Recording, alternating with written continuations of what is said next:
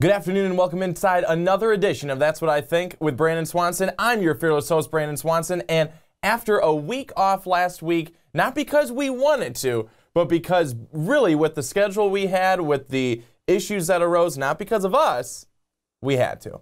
But I'm very happy to be back this week talking about a topic that with I think everything that goes on right now in our society, in our culture, it is very important to talk about it right now. And the first part of it, and it starts like this. It starts off with Taylor Swift's fans going absolutely nuts on Dua Lipa because Dua Lipa comes out and she says, after she's asked, hey, if you had to choose Kanye West music, Taylor Swift music, she chooses Kanye West because she's a big hip-hop girl, always has been.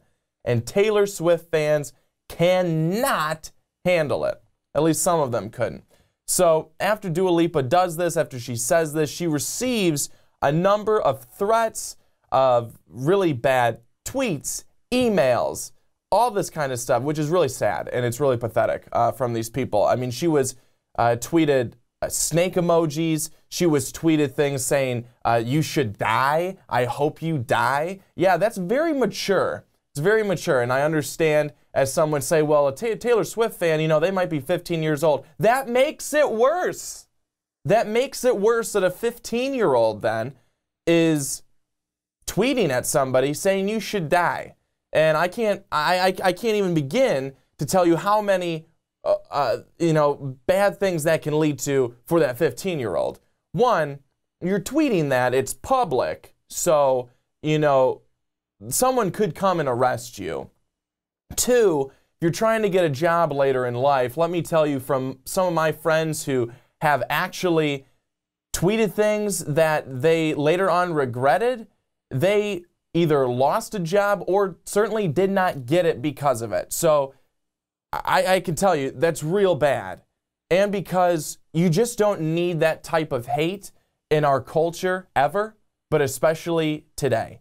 And I think that that story leads into a bigger discussion of social media. How bad is social media really? I know it's good for a number of reasons. For the reasons we use it, we get news now, we can, tell people what we're doing now. Those are fine. But social media is such an avenue for cyberbullying, and cyberbullying is something that is so prevalent today. So that's the bigger discussion here. 2015 stats that are based on middle school students' answers led to these results. 34% of them reported experiencing cyberbullying sometime during their lifetime. 34% of middle schoolers that were surveyed and talked to, but I have a very good idea that you can probably take those stats and look at that nationwide. They're probably going to be very similar wherever you're at with middle schoolers and with that age, and then high schoolers would be similar across the board as well. That's an assumption, and I know what they say about assumptions, but I think on this one, I'd be pretty close.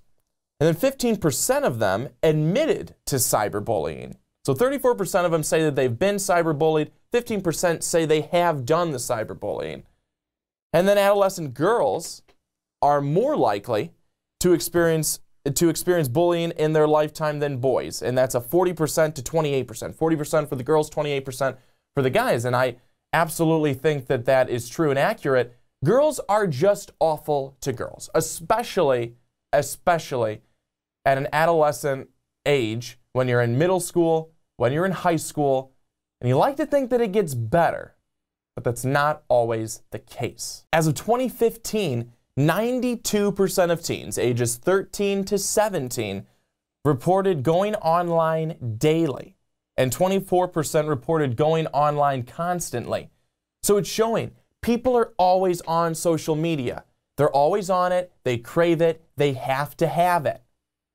It's not really a good thing. Social media is associated with mental health problems and issues, which include depression, sleep disturbances, eating disorders, and many more things among young adults. Now, All of those things are bad, clearly, but they certainly aren't helped by what is being said on social media.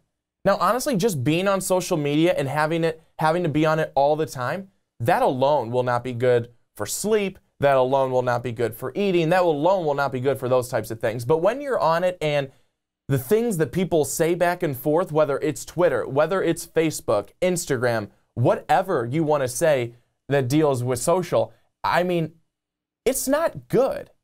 It's not good, and we're getting worse. We're getting worse. As we get older, it seems like things get worse for the kids that are younger. The millennial age, which I'm still part of it, and my friends are as well, it's not a great area because people seem to be very nasty to others online. Now, especially in our current culture and our current time where everyone has their own political opinion. You know, a couple of years ago, no one had a political opinion. Well, at least it seemed like that in terms of social media. But now you go on there and everyone has their own political opinion. And they all want to say it. And one person says what they think, and then the next person follows that up to, "You're a big loser, I hope you die." Okay, what happened to discussion? Well, I understand that on social media there is really no want for discussion, at least among many people. People put out a tweet, and then many people will filter in after that, responding to it. Those people who filter in after it, they don't want discussion. They want fire and fury. See what I did there? But that's what those people want. That's not good. That doesn't lead to anything positive. And I understand that social media, and people can say, well, Brandon, that's not social media. Social media is the avenue. These are the actual people. Yes, but social media gives them the avenue to do that. And that, it needs to get better. We just have to be nicer to each other. Where's the conversation? Where's the want to learn and understand? We want to be such a tolerant culture, yet we don't want to understand other people. Truly, we don't. We want to say it, but we don't want to do it. All those things can lead to that cyberbullying, and they do. Cyberbullying, as we know, not only is terrible for what happens online, but if someone's cyberbullied online, most likely that leads to bullying offline. And the bullying offline usually is worse because, you know, not only are people dealing with that then at home, they're dealing with it in their daily lives of being at school, being at work, whatever it may be. And that's awful. That's horrible. And no student, no child, really no person should have to go through that, because us as people trying to get through this game of life, we don't need that extra BS on the side. We certainly don't. Again, cyberbullying certainly has terrific effects on the negative side. On the negative side, for sure, lowered self-esteem, increasing depression, producing feelings of powerlessness. And that's exactly what the person on the other side wants. They want the power. They want you to feel weak so that they can continue to prey on you, but you cannot let that happen. The point is plain and simple. For those people who cyberbully, grow up and get a life. You're a loser and you need to figure your crap out. Because if that's what you're doing for entertainment, you suck as an individual. Go listen to a podcast, maybe MVP, go listen and watch MVP. Maybe you should go listen to music. Maybe you should go do this, watch a movie. Do anything but what you're doing with cyberbullying. It's terrible. So literally, grow up and get a life. That's what you got to do. Take the phone, the computer, the iPad, whatever it is, away, and cyberbullies, they lose their power. They lose their power. So I'm not saying that you should do that completely, but if you don't feed into all of the social media, then you get away from that. And hopefully people can do that just a little bit, because it's just better for health overall. And now diving into another topic, really quickly, going right from health overall, is We look at athletes, we look at these superstars as being just gods and goddesses and indestructible, and nothing can happen to them. Their lives are perfect. Well, that is plain and simple not true. And we found out just recently, DeMar DeRozan in the NBA comes out and says that he is dealing and has been dealing with depression. And then you have Kevin Love just a day ago talking about how he has had panic attacks and how that has really come on in a game and how he's had to deal with that. And I really think that both of those guys who are coming out and saying that are very brave. And honestly, you talk about role models and what you want to see from role models. You want them to do this right and do that right, but you also want a role model to be real. And those two guys, for nothing else but doing that, are role models because they showed that they're real.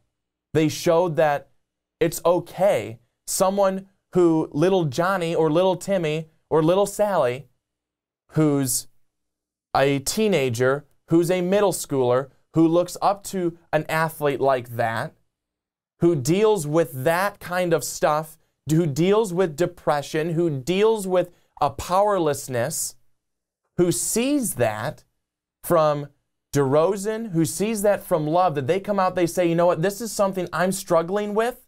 It happens, but we can get through it, and we will. Those guys, those are role models because they're real. They recognize what they have, an issue that they have, and they talk about how they're dealing with it. And it really helps the person on the other side who's looking up to them believe that they can deal with it too. And sometimes that's all people need is hope and belief in something that they can attain, that they can get to, that will lead them to the light, through the door and onto the next chapter. And I think that that is huge. And that's why I also wanted to bring that up today, because guys like that, we need to hear more things like that, where we see that, yes, they're on the big stage, but they use that stage to be able to present not necessarily a positive thing, but how they're dealing with something and how they can hopefully shed some positive light for kids and for people looking up to them on the other side. And that's what I think this week, everybody. Thank you so much for watching. Again, so sorry about last week, but we're happy to be back again this week. And we'll be back again next week. Same time, same place on Wednesday at 2 Central, 3 Eastern, and 12 Pacific. Thanks again for watching. Have a great rest of your week, a wonderful weekend. So long.